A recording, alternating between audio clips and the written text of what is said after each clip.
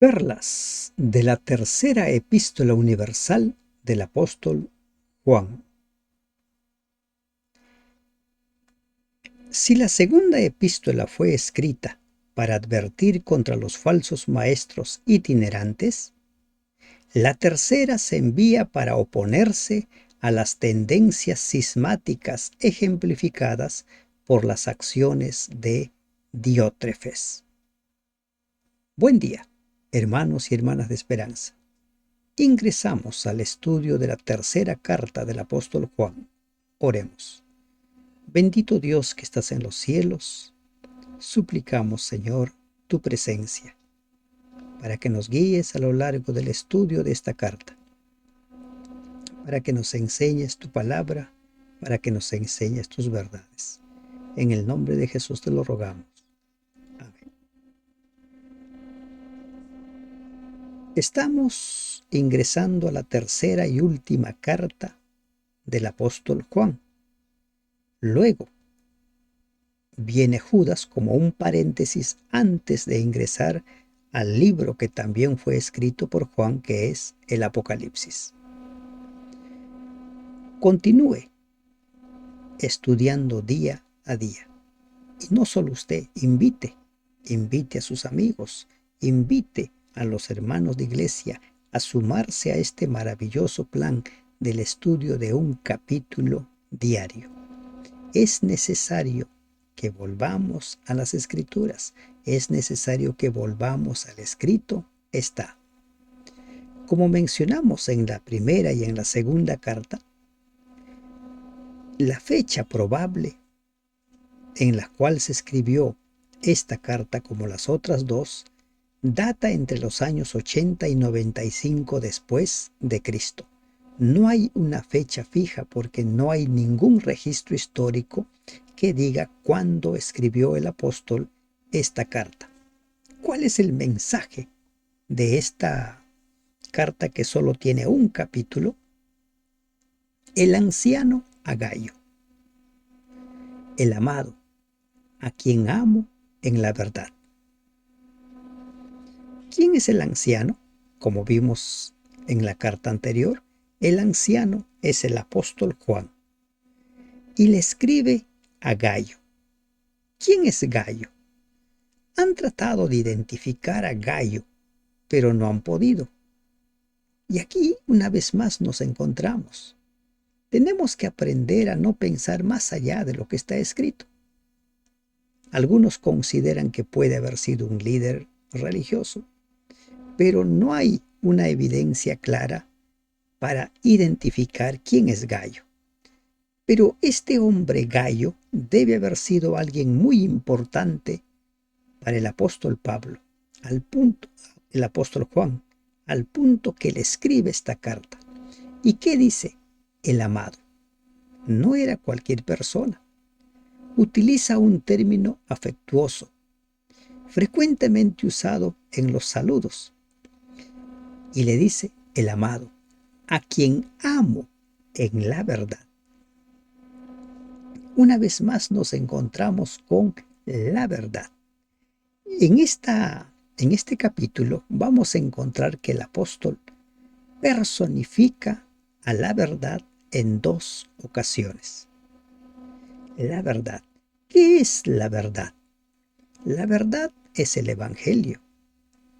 La verdad es lo que está escrito en la palabra de Dios. Y si tenemos que resumirlos, ¿quién es la verdad? Es Cristo. Él mismo dijo, yo soy la verdad y la vida. Entonces, cuando se habla de la verdad, estamos hablando del Evangelio, de la palabra de Dios, de Cristo mismo. Por esa razón, a esa verdad no podemos nosotros añadir ni quitar según se nos antoje, según nos parezca. Le amo en la verdad.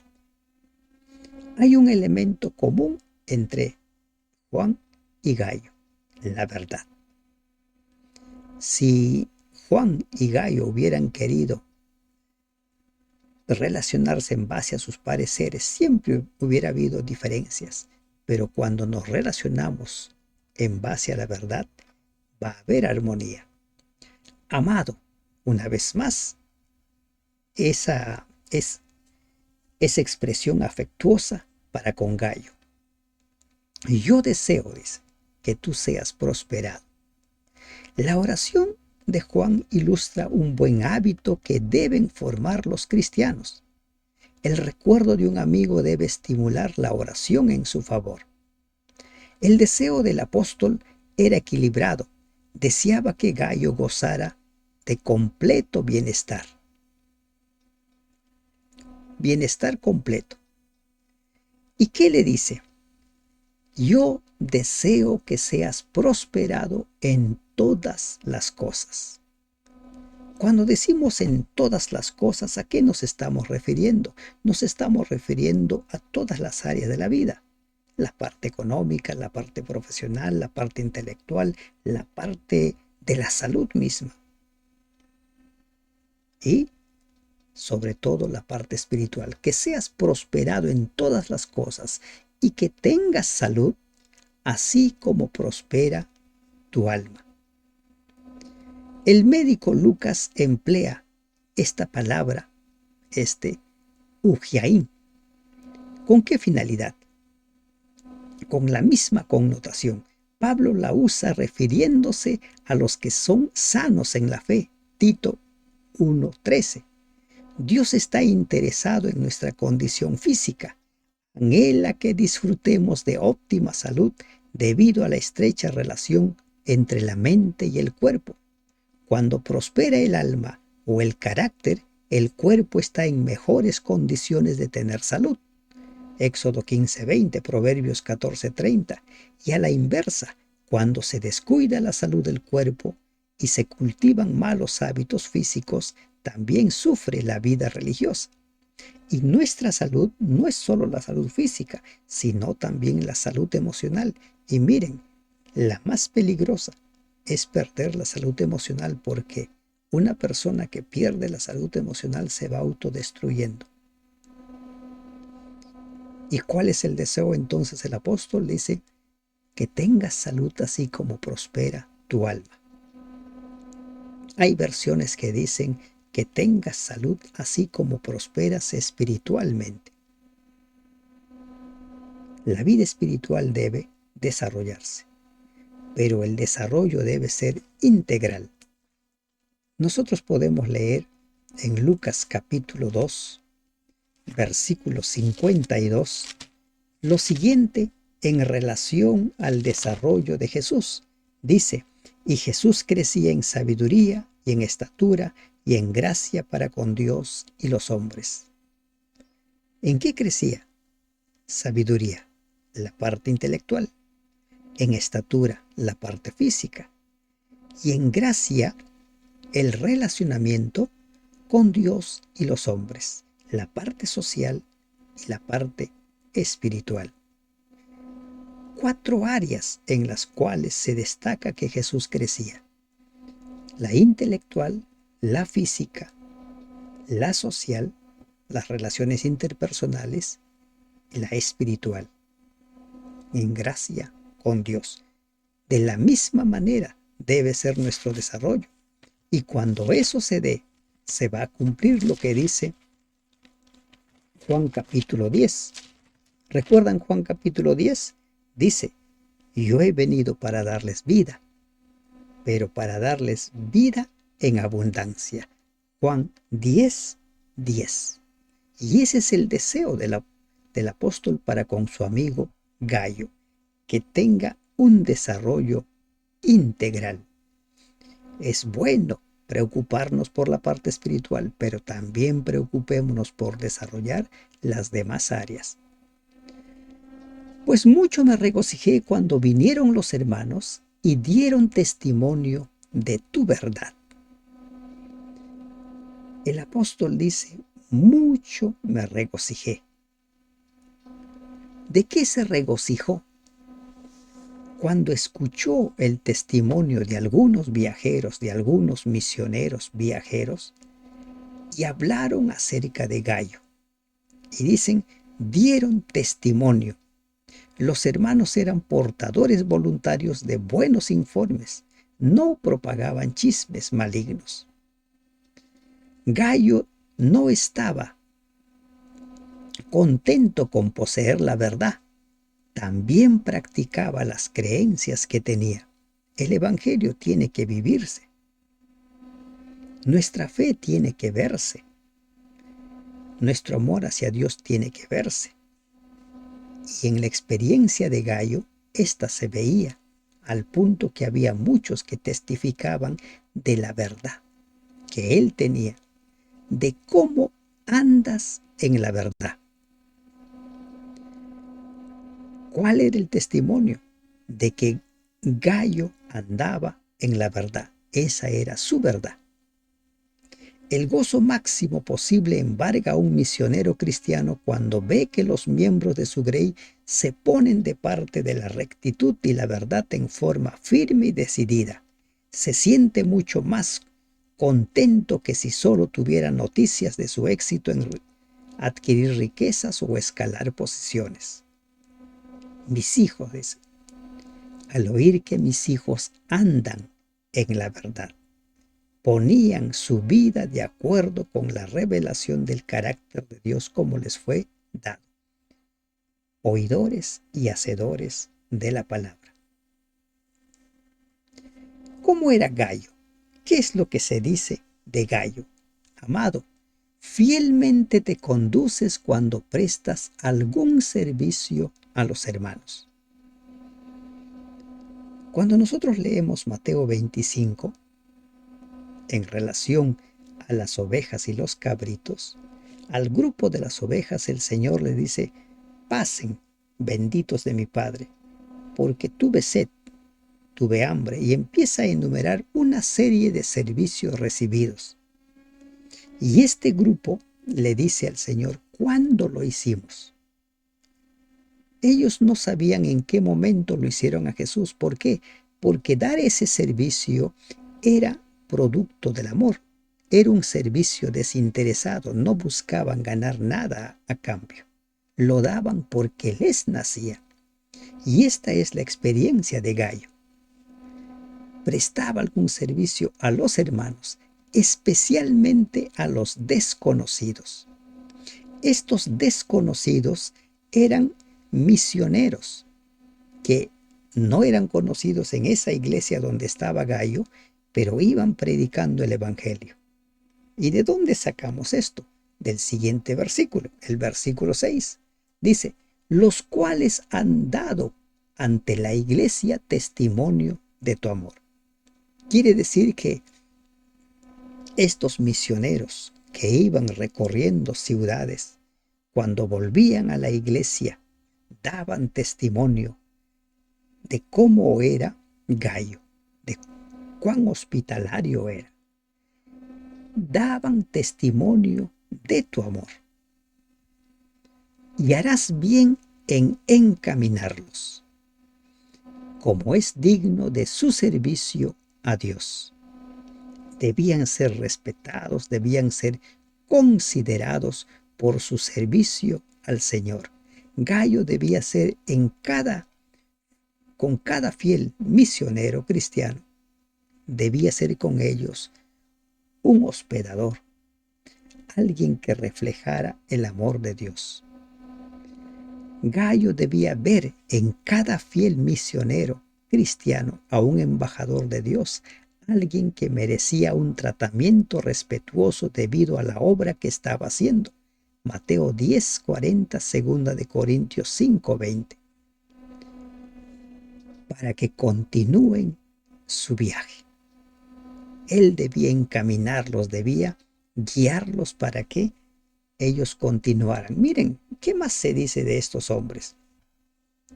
Porque ellos salieron por amor del nombre de Él. Salieron a evangelizar, entendieron que debían de cumplir su ministerio. No solo los apóstoles hicieron que el cristianismo creciera. Hubieron muchos hombres cuyos nombres no se conocen.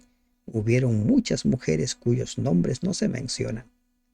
En el libro de Hechos, cuando leemos sobre el surgimiento del cristianismo en Antioquía, nos encontramos con misioneros que no se dan su nombre, solo se dice que vinieron de Grecia y empezaron a evangelizar a los gentiles y la obra empezó a crecer. Salieron por amor del nombre de Cristo, no por ningún otro interés, sino por amor. El amor los movía, sin aceptar nada de los gentiles o esperar. Pablo tuvo esa experiencia también. En Corinto decidió no recibir nada de ellos con tal de no ser una piedra de tropiezo. Esto hacía que los misioneros fueran aún más agradecidos por la hospitalidad que se les ofrecía. No hay ninguna prohibición bíblica en contra de aceptar la ayuda que se ofrece voluntariamente. Mateo 10, 8 al 14, Filipenses 4, 10 y Filipenses 4, 14 al 17. El colaborar, el dar con las personas que trabajan en la propagación del Evangelio no está mal. Y esto es lo que hacía Gayo con estas personas. Nosotros, pues, debemos acoger a tales personas. El apóstol se incluye en este grupo. Como los misioneros no aceptaban nada de los paganos y en ese tiempo no había un sistema de sostén regular, una tesorería organizada, era necesario que hombres como Gayo ayudaran a los misioneros para que tuvieran necesidad de o no tuvieran necesidad de pedir limosnas. Con el propósito, ¿cuál era el propósito que a ellos les movía? Evangelizar. Y sus hermanos debían colaborar en esa noble tarea. Y aquí, miren, es la primera vez que encontramos esta declaración sobre la verdad. Para que cooperemos con la verdad. El apóstol está personificando a la verdad. Para que cooperemos con la verdad. Hay dos posibles interpretaciones de estas palabras. Los miembros de iglesia que manifiestan hospitalidad son colaboradores con los misioneros en la proclamación de la verdad. 2. Son colaboradores con la verdad, o sea que la verdad es personificada. El uso que Juan da a la verdad hace más aceptable esta interpretación de personificar. Para que cooperemos con la verdad, para que cooperemos con el Evangelio, para que cooperemos con Cristo. ¿Se dan cuenta? ¿Quién es la verdad? Es Cristo. Pero así como era de alabar la actitud de Gayo, nos encontramos con el lado opuesto, con Diótrefes. Yo he escrito a la iglesia, pero Diótrefes, al cual le gusta tener el primer lugar entre ellos, no nos recibe. Diótrefes. Lamentablemente hay muchos Diótrefes también en el presente, que llegan a considerarse dueños de las iglesias, que llegan a creer que ellos son los únicos que tienen la verdad. Y el apóstol escribió, pero ¿qué sucedía? No permitía que la carta del apóstol se leyera en las congregaciones. Algunos consideran, por ejemplo, en el marco histórico que hemos compartido con ustedes, allí se da algunas supuestas razones de por qué Diótrefes se oponía. Parece que él había aceptado como verdad ciertas corrientes y no estaba de acuerdo con el mensaje que traía el apóstol Juan. Y eso es lo que sucede, miren. El apóstol Juan predicaba lo que había visto y oído, pero él, siguiendo otras corrientes, se oponía al mensaje que venía de primera mano. Por esta causa, si yo fuere, recordaré las obras que hace parloteando con palabras malignas contra nosotros. ¿Qué hacía este hombre? Hablaba en contra del apóstol. Trataba de que los miembros de la iglesia donde él estaba empezaran a rechazar al apóstol. Diótrefes albergaba una ambición malsana. Aspiraba a ser el primero por su deseo de obtener la jerarquía y no por el bien que podía hacer. Y esto lo vemos en nuestros tiempos también. Hay gente que quiere ser, por ejemplo, anciano. Y no porque quieran servir a la obra, sino porque consideran que ostentar ese cargo les da prestigio. El anciano. ¿Qué dijo Jesús? El que quiere ser el mayor debe ser el primero en servir. Y no contento con estas cosas, no recibe a los hermanos, y a los que quieren recibirlos se los prohíbe y los expulsa de la iglesia. Era el que hacía y deshacía. Era el que creía que podía obligar a los miembros de iglesia a recibir o no recibir a estos misioneros itinerantes. Y si alguno se atrevía a desafiar la autoridad del gran Diótrefes, pues simplemente los expulsaba de la iglesia. Miren, en la actualidad, para borrar a un miembro de la iglesia, la junta evalúa el caso, ve los pros, los contras, pero el caso es presentado a la iglesia y la iglesia es quien decide si es disciplinado o no es disciplinado. No lo hace la junta, ni mucho menos una sola persona. Pero el gran Diótrefes creía que tenía esa autoridad.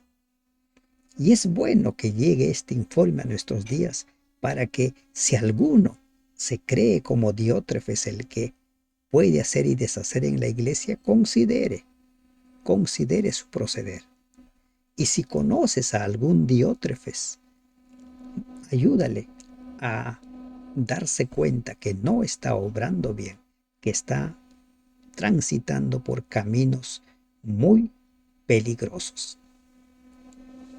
Amado, no imites lo malo, le dice Pablo a Gayo, sino lo bueno. Diótrefes no estaba satisfecho con sus palabras impías, recuerden, hablaba en contra de Pablo. ¿Y ahora qué le dice el apóstol a Gayo? No imites lo malo. A veces uno puede verse atraído por esa autoridad que tiene una persona sobre un grupo de seguidores, pero le dice, no lo hagas.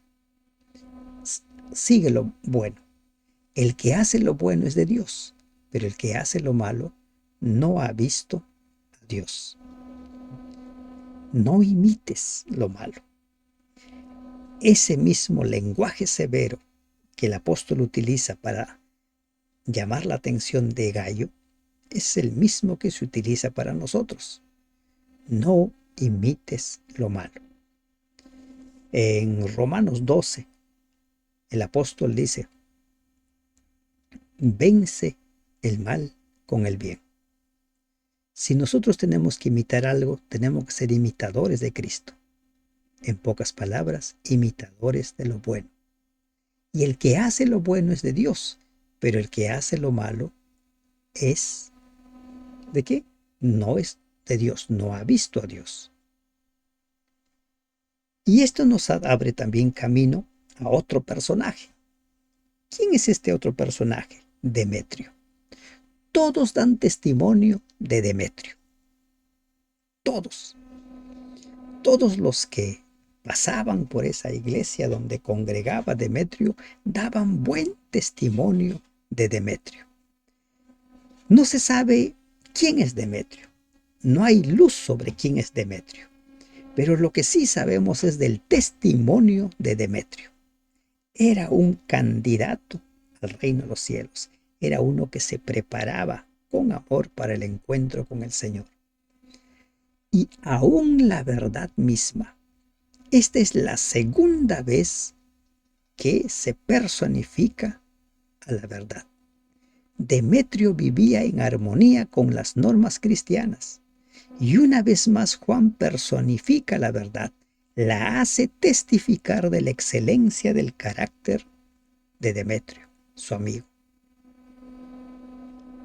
2 veces en esta carta se personifica la verdad para dar testimonio del miembro de iglesia, en este caso de Demetrio.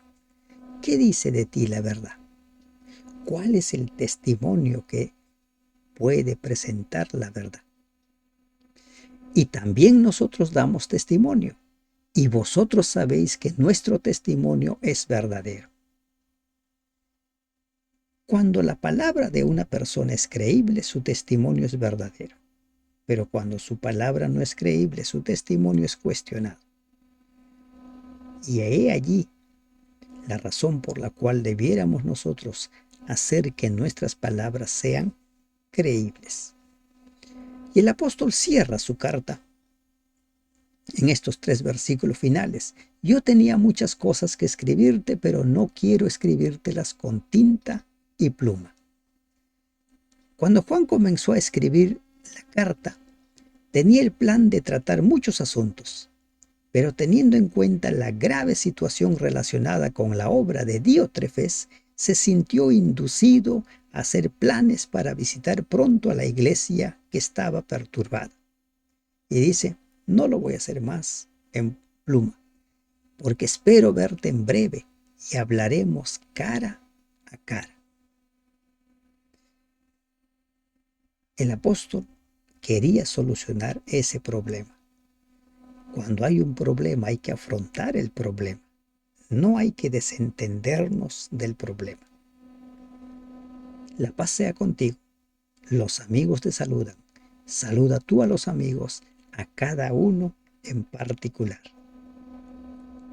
Esta es una de las pocas ocasiones en que se utiliza esta palabra, los amigos. Los amigos saludan a los amigos. El grupo de los que son trigo,